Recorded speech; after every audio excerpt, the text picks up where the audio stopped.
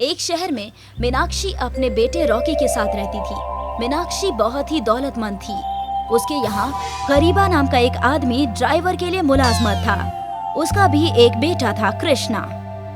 एक रोज सुबह गरीबा अपने काम पर जाने के लिए जरा देर हो गया। गरीबा, तुम्हें मुलाजमत करनी है या नहीं? माफ करना मालकिन, आज जरा देरी हो गई। क्या तुम्हें इतना भी इल्म नहीं है कि रॉकी को स्कूल जाना होता है? इतनी देर कहाँ हुई? मालकिन, मैं अपने बेटे को स्कूल छोड़ने चला गया था। तुम्हारी इतनी हिम्मत कि तुम मेरे बेटे को स्कूल ना छोड़कर अपने बेटे को स्कूल छोड़ने गया? माफ कर दीजिए मालकिन, आइंदा कभी ऐसा नहीं होगा। अगर आगे से ऐसा दोबारा हुआ ना तो तुम्हें नौकरी से निकाल दूंगी। मैं ख्याल रखूंगा मालकिन।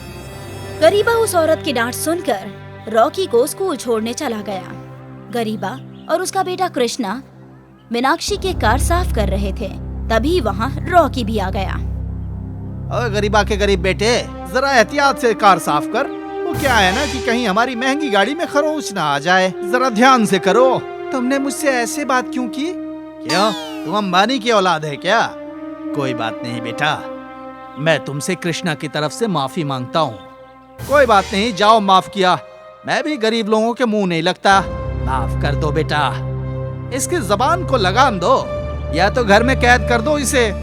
रॉकी कृष्णा और उसके अब्बू को धमका ही रहा था कि तभी वहाँ मीनाक्षी भी आ गई। क्या हुआ रॉकी बेटा, क्यों इतने गुस्से में हो?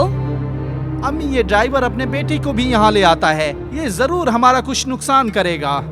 गरीबा, ये सब क्या है? कल से इसको अपने साथ मत लाना। आज स्कूल की छुट्टी थी, लेकिन मैं आइंदा से ख्याल रखूंगा। ये मैं आखिरी दफा कह रही हूँ। मीनाक्षी गरीबा को भला बुरा कहकर चली जाती है। कृष्णा के जहन पर इन बातों का गहरा असर हुआ और वो भी वहाँ से आ गया। एक दिन शाम को कृष्णा बाजार जा रहा था। तभी वहाँ से रॉकी और उसके दोस्त गियर वाली साइकिल लेकर गुजर रहे थे। कृष्णा को चिढ़ाने के मकसद से वहाँ रुका और उसे कहने लगा, यार वैसे ये कितनी गलत बात है। क्यों, क्या हुआ? तो यहाँ क्यों रुक गया? हुकूमत को कुछ ऐसा इंतजाम करना चाहिए कि गांव के लोगों पर बड़े शहरों में रहने की पाबंदी लगा दें। अरे फिर हमारी मुलाजमत कौन करेगा? अगर ये लोग नहीं आएंगे तो हमारे काम कौन करेगा? अब इसको ही देख, ये है मेरे ड्राइवर का बेटा कृष्णा। इसके पास एक साइकिल तक नहीं है। मेरे घर आता है और हमेशा चोरी करने की कोशिश करता है। इसको अपने घर आने से मना कर दे। ये छोटे लोग होते ही ऐसे हैं। रॉकी अपने दोस्तों के साथ कृष्णा का मजाक बनाकर चला गया। कृष्णा रोने लगा। अब जो भी हो, मैं भी पैसे कमाकर एक साइकिल खरीदूंगा। कृष्णा साइकिल के दुकान पर गया। बोलो बेटा, तुम्हें क्या चाहिए?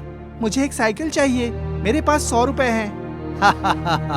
100 रुपए में साइकिल का पहिया भी नहीं आता और तू पूरी साइकिल लेने आया है। साइकिल का पुराना पहिया भी कबाड़ में 100 रुपए का जाता है। मैं एक पुराना पहिया ले लेता हूँ और आहिस्ता आहिस्ता पैसे जोड़कर साइकिल के सारे पुर्जे ले लूंगा और एक साइकिल बनाऊंगा। चाचा जी, मुझे एक पुराना पहिया दे दो। लगता है दिमाग सही जगह पर नहीं है। ला, 100 रुपए दे और सामने कबाड़ में से एक पहिया उठाकर ले जा। कृष्णा खुशी खुशी एक पहिया उठाकर अपने घर ले गया। गरीबा घर पर कृष्णा का इंतजार कर रहा था। कृष्णा, तूने कितनी देर लगा दी वापस आने में? ला, जल्दी से आटा दाल मुझे दे दे, मैं खाना बना लेता हूँ। अब्बू, मैं आटा और दाल नहीं ला पाया। लेकिन क्यों? मैंने पैसों का एक पहिया खरीद लिया है। पहिया? कैसा पहिया? साइकिल का पहिया। कृष्णा ने वो पहिया अपने अब्बू के हाथ में दे दिया।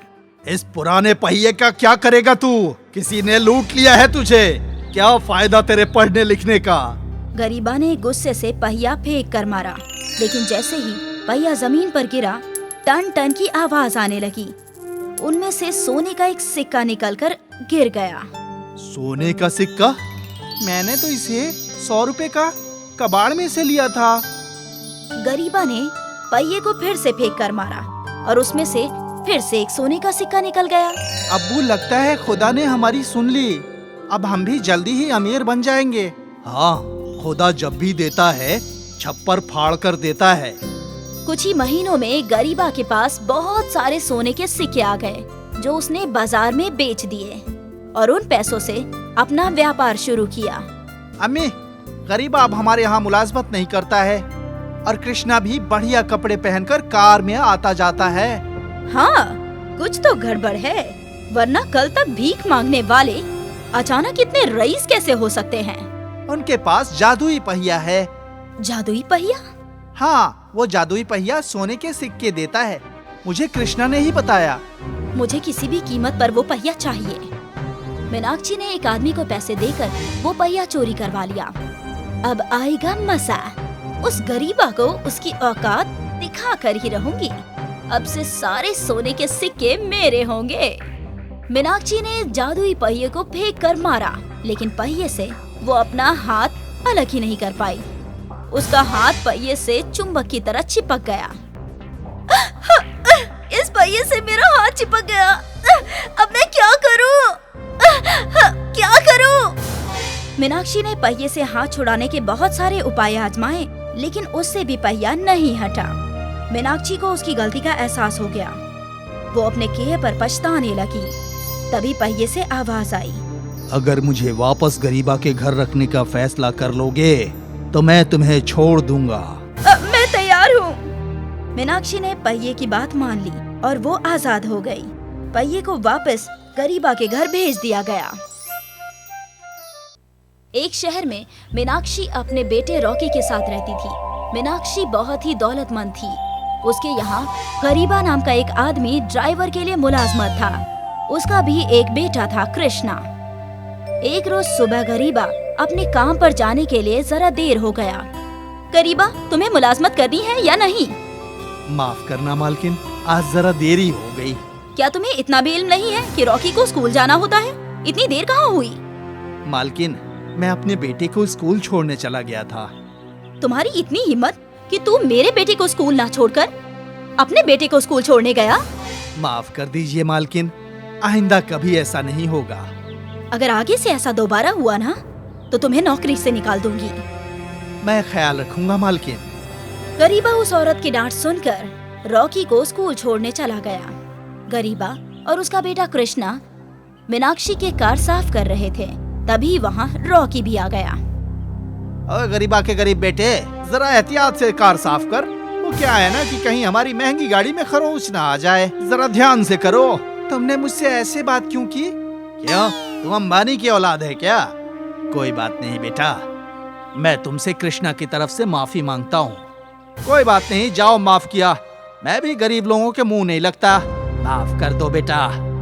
इसकी जबान को लगाम दो या तो घर में कैद कर दो इसे। रॉकी कृष्णा और उसके अब्बू को धमका ही रहा था कि तभी वहाँ मीनाक्षी भी आ गई। क्या हुआ रॉकी बेटा, क्यों इतने गुस्से में हो? अम्मी, ये ड्राइवर अपने बेटे को भी यहाँ ले आता है। ये जरूर हमारा कुछ नुकसान करेगा। गरीबा, ये सब क्या है? कल से इसको अपने साथ मत लाना। आज स्कूल की छुट्टी थी, लेकिन मैं आइंदा से ख्याल रखूंगा। ये मैं आखिरी दफा कह रही हूँ। मीनाक्षी गरीबा को भला बुरा कहकर चली जाती है। कृष्णा के जहन पर इन बातों का गहरा असर हुआ और वो भी वहाँ से आ गया। एक दिन शाम को कृष्णा बाजार जा रहा था। तभी वहाँ से रॉकी और उसके दोस्त गियर वाली साइकिल लेकर गुजर रहे थे। कृष्णा को चिढ़ाने के मकसद से वहाँ रुका और उसे कहने लगा, यार वैसे ये कितनी गलत बात है। क्यों, क्या हुआ? तो यहाँ क्यों रुक गया? हुकूमत को कुछ ऐसा इंतजाम करना चाहिए कि गांव के लोगों पर बड़े शहरों में रहने की पाबंदी लगा दें। अरे फिर हमारी मुलाजमत कौन करेगा? अगर ये लोग नहीं आएंगे तो हमारे काम कौन करेगा? अब इसको ही देख, ये है मेरे ड्राइवर का बेटा कृष्णा। इसके पास एक साइकिल तक नहीं है। मेरे घर आता है और हमेशा चोरी करने की कोशिश करता है। इसको अपने घर आने से मना कर दे। ये छोटे लोग होते ही ऐसे हैं। रॉकी अपने दोस्तों के साथ कृष्णा का मजाक बनाकर चला गया। कृष्णा रोने लगा। अब जो भी हो, मैं भी पैसे कमाकर एक साइकिल खरीदूंगा। कृष्णा साइकिल के दुकान पर गया। बोलो बेटा, तुम्हें क्या चाहिए? मुझे एक साइकिल चाहिए। मेरे पास 100 रुपए हैं। 100 रुपए में साइकिल का पहिया भी नहीं आता और तू पूरी साइकिल लेने आया है। साइकिल का पुराना पहिया भी कबाड़ में 100 रुपए का जाता है। मैं एक पुराना पहिया ले लेता हूँ और आहिस्ता आहिस्ता पैसे जोड़कर साइकिल के सारे पुर्जे ले लूंगा और एक साइकिल बनाऊंगा। चाचा जी, मुझे एक पुराना पहिया दे दो। लगता है दिमाग सही जगह पर नहीं है। ला 100 रुपए दे और सामने कबाड़ में से एक पहिया उठाकर ले जा। कृष्णा खुशी खुशी एक पहिया उठाकर अपने घर ले गया। गरीबा घर पर कृष्णा का इंतजार कर रहा था। कृष्णा, तूने कितनी देर लगा दी वापस आने में। ला जल्दी से आटा दाल मुझे दे दे, मैं खाना बना लेता हूँ। अब्बू, मैं आटा और दाल नहीं ला पाया। लेकिन क्यों? मैंने पैसों का एक पहिया खरीद लिया है। पहिया? कैसा पहिया? साइकिल का पहिया। कृष्णा ने वो पहिया अपने अब्बू के हाथ में दे दिया। इस पुराने पहिए का क्या करेगा तू? किसी ने लूट लिया है तुझे। क्या फायदा तेरे पढ़ने लिखने का? गरीबा ने गुस्से से पहिया फेंक कर मारा, लेकिन जैसे ही पहिया जमीन पर गिरा, टन टन की आवाज आने लगी। उनमें से सोने का एक सिक्का निकलकर गिर गया। सोने का सिक्का? मैंने तो इसे 100 रुपए का कबाड़ में से लिया था। गरीबा ने पहिए को फिर से फेंक कर मारा और उसमें से फिर से एक सोने का सिक्का निकल गया। अब्बू, लगता है खुदा ने हमारी सुन ली। अब हम भी जल्दी ही अमीर बन जाएंगे। हाँ, खुदा जब भी देता है छप्पर फाड़ कर देता है। कुछ ही महीनों में गरीबा के पास बहुत सारे सोने के सिक्के आ गए, जो उसने बाजार में बेच दिए और उन पैसों से अपना व्यापार शुरू किया। अम्मी, गरीबा अब हमारे यहाँ मुलाजमत नहीं करता है और कृष्णा भी बढ़िया कपड़े पहनकर कार में आता जाता है। हाँ, कुछ तो गड़बड़ है, वरना कल तक भीख मांगने वाले अचानक इतने रईस कैसे हो सकते हैं? उनके पास जादुई पहिया है। जादुई पहिया? हाँ, वो जादुई पहिया सोने के सिक्के देता है। मुझे कृष्णा ने ही बताया। मुझे किसी भी कीमत पर वो पहिया चाहिए। मीनाक्षी ने एक आदमी को पैसे देकर वो पहिया चोरी करवा लिया। अब आएगा मजा। उस गरीबा को उसकी औकात दिखा कर ही रहूंगी। अब से सारे सोने के सिक्के मेरे होंगे। मीनाक्षी ने जादुई पहिए को फेंक कर मारा, लेकिन पहिए से वो अपना हाथ अलग ही नहीं कर पाई।